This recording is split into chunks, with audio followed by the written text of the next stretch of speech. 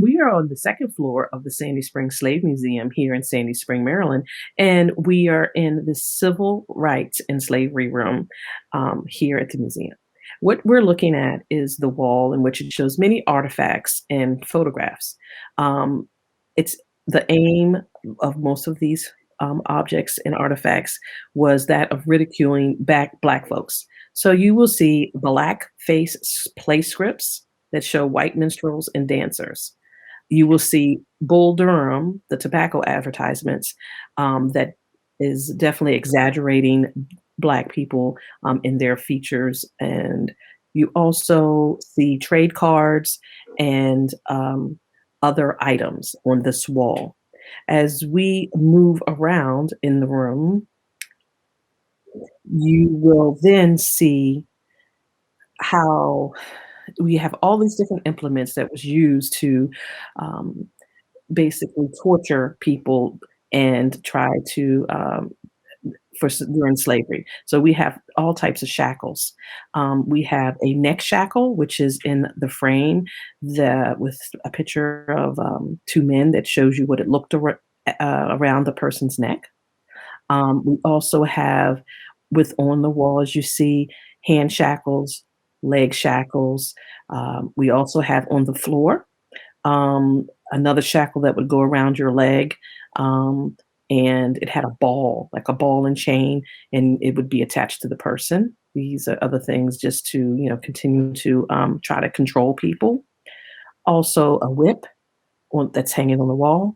And we also have a branding iron, which is kind of standing in the middle of by the wall there. So these are many different things that were used, and this documents, how horrible slavery was and how people really treated others to gain control over them of their bodies.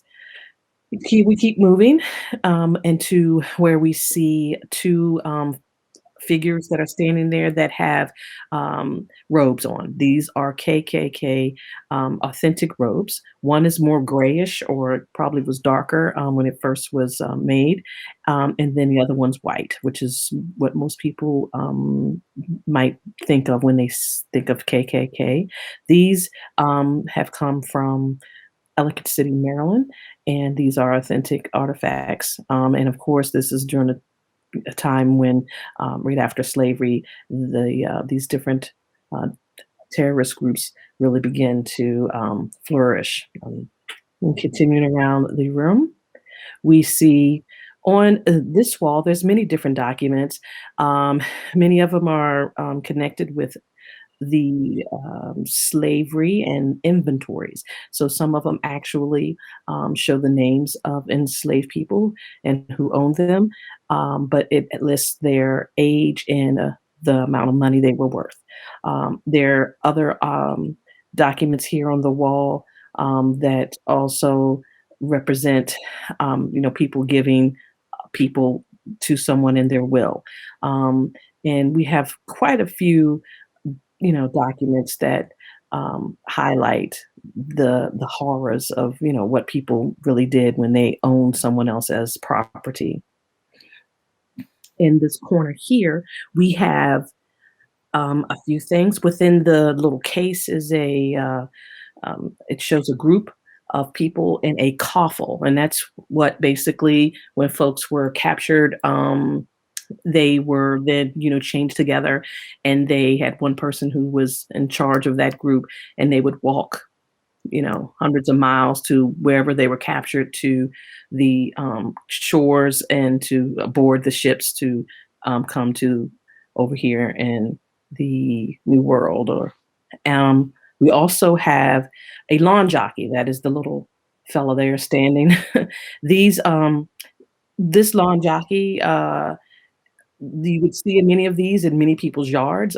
They still exist in many places in America. Um, but the lawn jockey, there are 2 stories that are connected to him.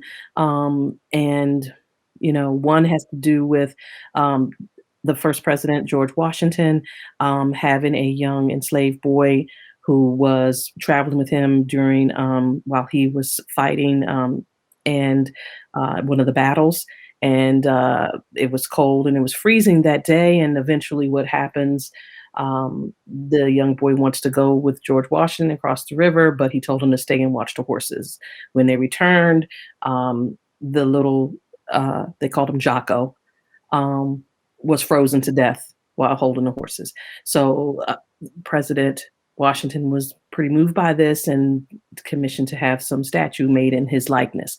That's one story. Another story is that these little objects were built to help people who were freedom seekers along the Underground Railroad, and that there was usually a lantern connected to his hand, and if maybe a candle was lit in the lantern, that was a signal if the freedom seekers knew to look for something, that this particular place was a safe place to be or a safe house. So two different things, but it's very interesting nonetheless. And if we keep moving around the room, we have here. These are a few artifacts, especially those muskets that's in the case that you see there, that were used when the French were in Africa, and they were taking different Africans from the continent. So those were muskets that were used by people who were taking people by force. And the two other objects are African objects that show an enslaved woman. And we also have a door at the bottom there that is actually connected to more present time. It was at a VFW in I think West Virginia, where people were using this VW bug to shoot up and paint the words KKK on that particular door in this particular area.